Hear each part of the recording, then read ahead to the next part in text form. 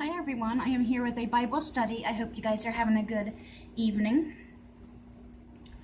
I am so sorry. Last time I did the Bible study, I totally forgot to do the circle of kindness that I told you I had for you guys. I'm really sorry about that. I remembered as soon as I stopped the video, and I thought, should I make the whole video over again, or should I just do it next time? And I decided just to go ahead and upload that one, and we'll do it this time. So we'll have two more after this of the circle of kindness. So today we're going to be in the book of Deuteronomy, and that'll be Deuteronomy chapter 11. And that will be talking about love and obey the Lord. That is all we're talking about in chapter 11.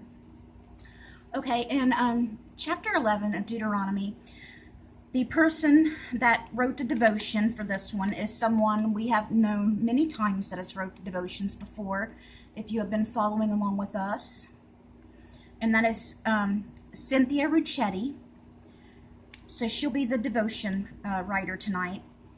And the verse that goes along with the devotion she wrote tonight is Deuteronomy chapter 11, verse 19, which says, "Teach them to your children, talking about them when you sit in your house, and when you walk along the road, when you lie down, and when you get up." Because if we don't teach our children about God and about Jesus, who will? Because they weren't around when Jesus was here on the earth. That's why the disciples have to tell the next generations, and so on and so on. Because if they didn't, then nobody would even know. Because the old generation would have died out and nobody would even know. We wouldn't even have a chance to be saved. So I'm going to put this aside for now. And I'm going to go ahead and read chapter 11 of Deuteronomy. Love the Lord your God and keep his requirements, his decrees, his laws, and his commands always.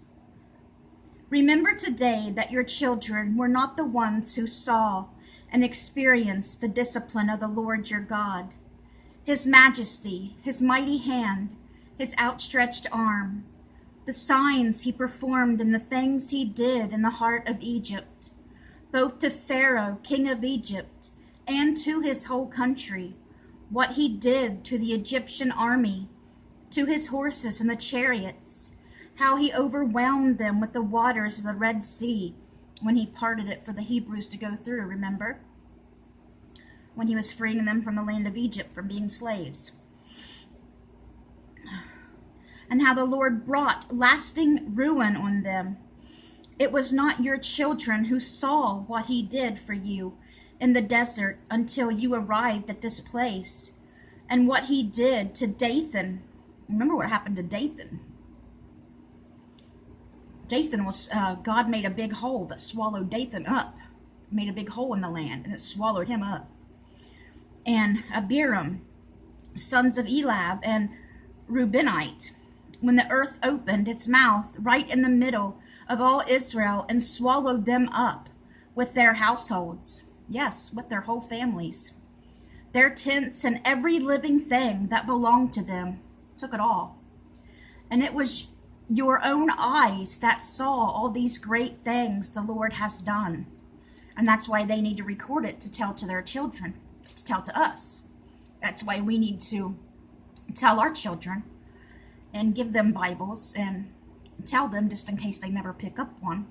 But hopefully after we tell them, they will, read the Bible as well to learn more. I think the more you read the Bible, the more you feel closer to God, and the more you understand it, the more you read it. I mean, I do.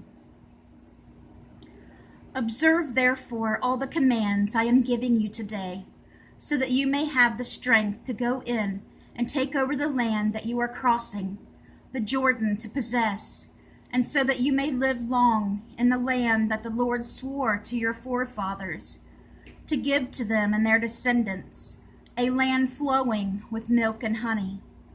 The land you are entering to take over is not the land of Egypt, from which you have come, where you planted your seed and irrigated it by foot, as in a vegetable garden.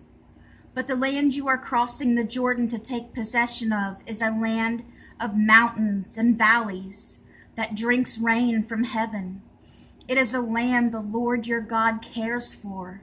The eyes of the Lord your God are continually on it, from the beginning of the year to its end.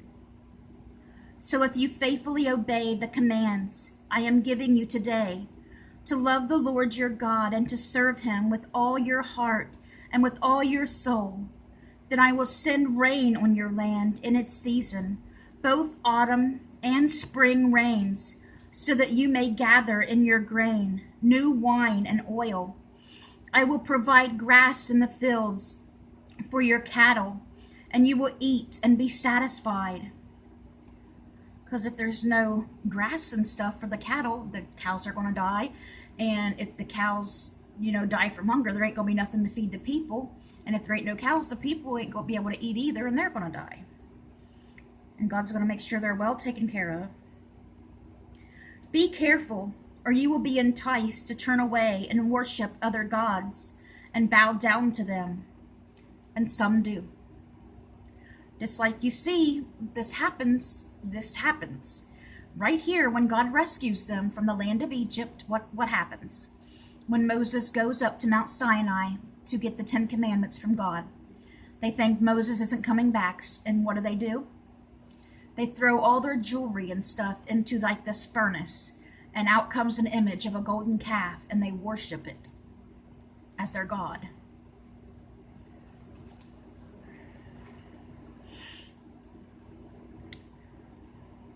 Be careful, or you will be enticed to turn away and worship other gods and bow down to them. Then the Lord's anger will burn against you, and he will shut the heavens so that it will not rain on the ground. The ground will not yield no produce, and you will soon perish from the good land the Lord is giving you. Oh, they tested the Lord so much.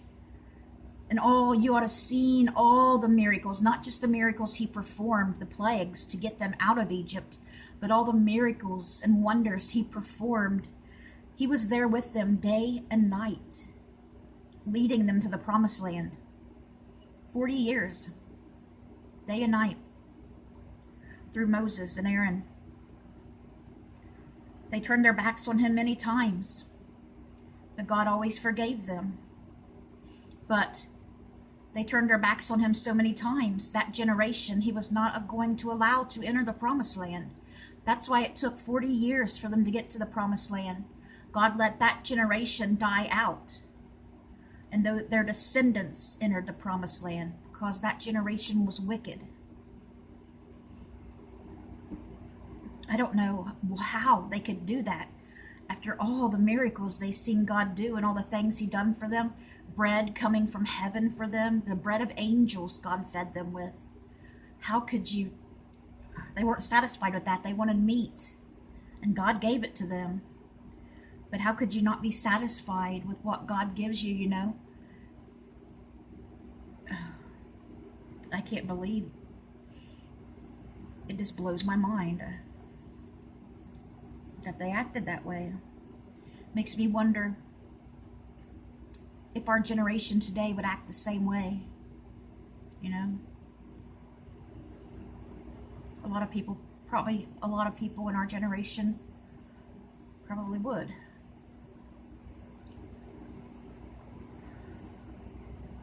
Fix these words of mine in your hearts and minds. Tie them as symbols on your necks and bind them on your foreheads. Teach them to your children, talking about them when you sit at home and when you walk along the road, when you lie down and when you get up. Write them on the door frames of your houses and on your gates, so that your days and the days of your children may be many in the land that the Lord swore to give your forefathers, as many as the days that the heavens are above the earth. If you carefully observe all these commands I am giving you to follow, to love the Lord your God, to walk in all his ways and to hold fast to him, then the Lord will drive out all these nations before you, and you will dispossess nations larger and stronger than you. And they did. Every place where you set foot will be yours. They got every territory. Your territory will extend from the desert to Lebanon and from the Euphrates River to the western sea. No man will be able to stand against you. The Lord your God, as he promised you, will put the terror and fear of you on the whole land wherever you go. And it was. See, I am setting before you today a blessing and a curse. The blessing, if you obey the commands of the Lord your God that I am giving you today. The curse, if you disobey the commands of the Lord your God and turn from the way that I command you today by following other gods, which you have not known, when the Lord your God has brought you into the land you are entering to possess you, or to proclaim to Mount Gerizim the blessings, and on Mount Ebal the curses. As you know, these mountains are across the Jordan, west of the road, toward the setting sun, near those Canaanites living in the Arabah, in the vicinity of Gilgal. You are about to cross the Jordan to enter and take possession of the land the Lord your God is giving you. When you have taken it over and are living there, be sure that you obey all the decrees and laws I am setting before you today. And like I said many times, just like we do today, we test the Lord.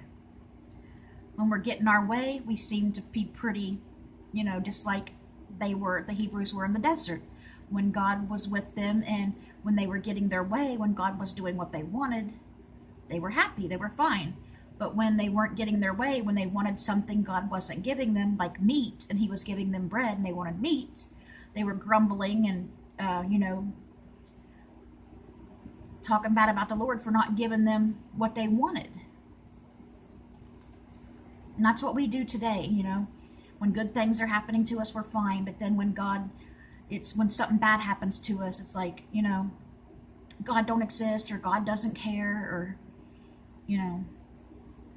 I'm sure you've been through it with people before, maybe even yourself. But it's the same. I think that's going to happen, going to be the same with every generation. There's always going to be people that act that way. That's why you need to be strong, strong, strong in your faith. And if you're not, get stronger. You can be strong in your faith. All you have to do is keep doing Bible studies. Listen to Bible studies, or study the Bible yourself. Study the Bible yourself. Talk to God. Talk to God every day. Just like I'm talking to you. Talk to him in your mind. I couldn't get through one day without doing it. It's the best time of my day, talking to God. It really is. And you'll see, you'll grow closer to him. He won't just become your God, but he'll become your Father, which he is. And Jesus won't become just your brother, which he is, but he'll become your best friend. Okay, now I'll go ahead and read the devotion. Again, this one is by Cynthia Ruccetti. Just checking the time. She says, "It's habit now, a hard one to break, and I wouldn't want to. I habitually make improvements along my life's daily journey. It's what Jesus did, watch for needs and offer his healing touch, or a word of encouragement along the way. When I get the mail from the mailbox across the road, I look for weeds in the flower bed. Even plucking 2 or 3 improves the presentation. When I leave the family room, first I scan for empty popcorn bowls, bits of paper destined for the garbage, or folded laundry headed for a dresser upstairs. After I brush my teeth, I run the hand towel over the countertops to wipe away any water spots. Just the little things here and there. If I pass someone in need, I attempt to brighten their moment, even if I have no power to change their circumstances. When I am working on a project along the road to completion, both distractions and opportunities abound. Knowing the difference between a distraction and an opportunity is something I can only discern by watching and listening for Jesus' clear direction. But if I can pull a weed from someone's life, clean up a small mess before it becomes a large one, not hurt someone, but help someone with something that's bad in their life, point out where Jesus is figuratively standing near, or offer a cup of Jesus water to a thirsty soul, what a great day it's been. It's always great to make somebody's day better. It makes you feel better too. It makes you have a better day, I think, when you make someone else's day better. It always does me. Okay, the homework tonight, if you want to do it, don't walk past a picture that needs straightening or the weed that needs pulling today. And take note of the people around you who are thirsty for what you're carrying in your soul's canteen. Because you just may be the one God sent to help them with that encouraging word or whatever He sent you to help them with. You'll know. Okay, guys, the circle of kindness, before I forget, let's do that. Did I unfold it? Yes, I did.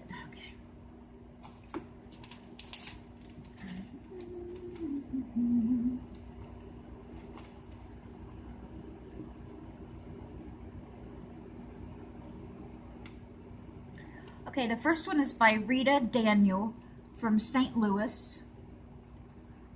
That was truly the best money I have ever spent. We had a cafeteria at the post office where I worked. Wow, really? I'm just used to our little town and the little tiny post office. There ain't even no room for a kitchen, all in a cafeteria. One day I overheard the cashier saying it was her daughter's birthday and she didn't have any presents for her. Oh. There was also an ATM machine in the lunchroom. Man, that's a big post office. I've never seen one so big. Wow, I didn't know nothing like that existed. So after I paid for my food, I made a beeline to the ATM to draw out $100 to give to her. I would have wanted to help her too. I wouldn't have had no money, but I could have found something to give her so she could buy some gifts for her daughter. I just asked her to pay it forward when she could. She was so happy, and I was so happy to have the chance to help. It brought us both to tears. That was truly the best money I ever spent. See what I'm saying? This doing something good for somebody makes you feel even better. She could have spent that $100 out shopping, buying her some clothes or a new purse or 2 or 3, you know, depending on what you like. And that could have made her happy. But instead, it's the happiest she's ever been by giving that $100 instead of using it to go shopping for herself, giving it to a stranger to buy presents for her daughter for her birthday. And that's a good soul. Okay, this one is by Abigail A. Bill from Rybrook, New York. She was my angel. I hope I don't cry during none of these like I usually do because I got mascara on today and I don't think it's waterproof. I always put Mom's grocery cart back when we shop together because her arthritis makes some tasks a bit harder. Yeah, and those carts get kind of stiff sometimes. I can't get them apart a lot of times. Today, pushing both of our carts together was not easy, yeah. With one hand, I pushed my cart and was holding onto a bag of fragile items, that'd be hard, that I didn't want to put in the trunk. With my other hand, I was carrying my purse and pushing Mom's cart. Oh, I wished I could have been there to help her. I maneuvered the carts fine until I got to the curb in front of the store where the cart corral is. I was struggling to get the cart over it. A woman ran up to me. "Let me help," she said, pulling the front of one cart up, then the other. Thank you, I said. You seem to be my angel today. I wish, she replied. Well, you helped me just like an angel would, I said with a smile. Sometimes it isn't difficult to help someone over a bump in the road. She was her angel, just for helping her put a shopping cart back. Just the little things mean so much to people. That's what I keep telling you guys. So much. The littlest things mean the most. Like my dad, for instance. What can I get him for Christmas? What can I get him for Christmas? He could get anything he wants himself. So, you know, like what would you get him? I got him a set of coveralls one year, got him all this other stuff, right? Of course he liked it all. But the thing he liked the most, and almost brought him to tears, the thing he loved the most, and he said that meant the most to him.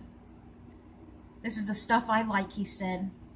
It was an ornament I got him of a little pontoon boat, because he's always wanted a pontoon boat. And I seen that pontoon boat ornament, and I got it for him, and he loved that. It meant so much to him, and now he has his own pontoon boat, actually.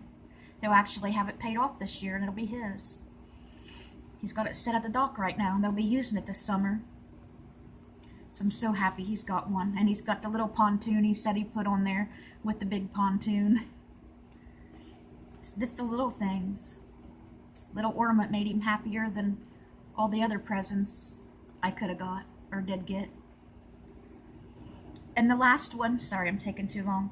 The last one is by Marilyn Claver from Wynwood, Pennsylvania. You have memories with Missy Crabtree. Facebook notification popped up. I'm on Sherm's phone. I always record on his because mine won't record hardly anymore for some reason. Their kindness made our day. One afternoon, my husband and I decided to go out to lunch at our favorite restaurant.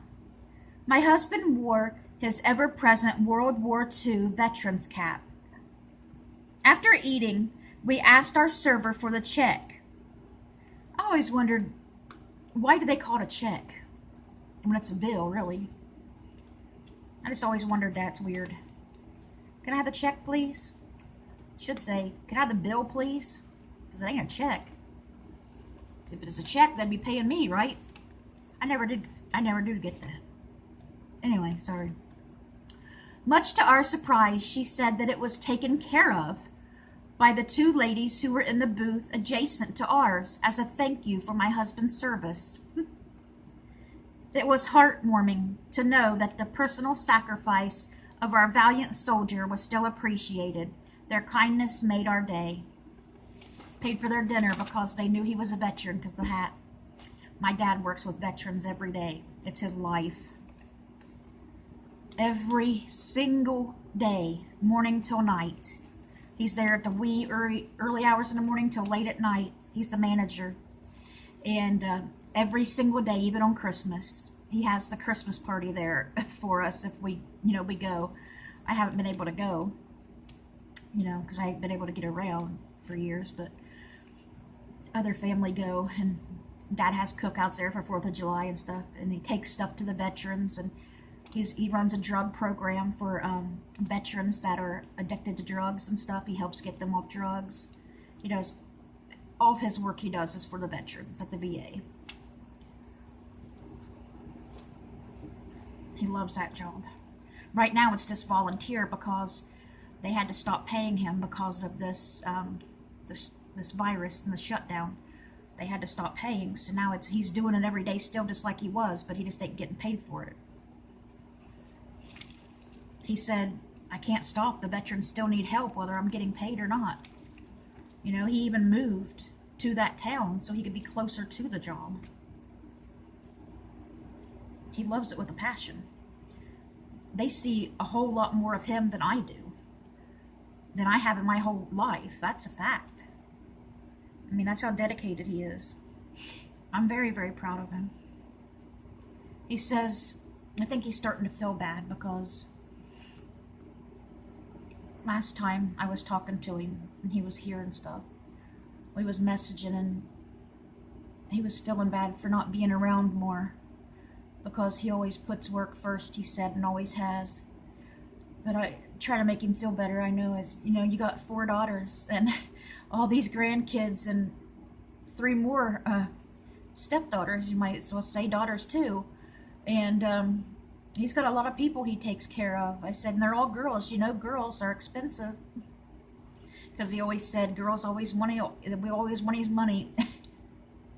He always said that. We always want money because somebody was always going to him wanting money and he was always grabbing his wallet out. Can we go over to, can you give us some money so we can walk over to the, you know, the store across the road? My sister would always grab Dad's wallet. Dad would give it to her and would go walk into the store across the road to get us some pop or candy or whatever. Yeah. But I don't want him to feel bad about that, because if he hadn't worked like that, so many things would be different, but he wouldn't have touched so many other people's lives.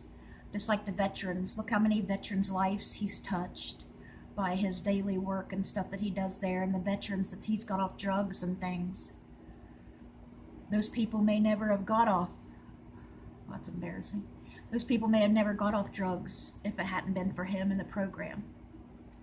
He's helped a lot of people, and I'm proud of him. And he was always there for me when I needed him, and still is. Still is. All of us. So that was everything, guys, for today. I plan on doing a Bible study again tomorrow. I won't harass you guys to do the verses tonight. I'll give you guys a break since I've been talking so much. But tomorrow's Bible study, or our next Bible study, God willing, tomorrow, will be in the book of Mark. It'll be Mark chapter 10. And we will go over the verses tomorrow, so don't forget to practice. We got 5. You remember what they are? I'll just tell you what the verse is real quick, so you can write them down if you need to practice before tomorrow. Hebrews 13:8, Philippians 4:13. You can pause the video if you need longer. Proverbs 17:17, Hebrews 13:14, and John 3:16, which is the most popular that people know. Okay, so I think I got everything done for that, and I hope you guys have a great rest of your night. Good night, guys.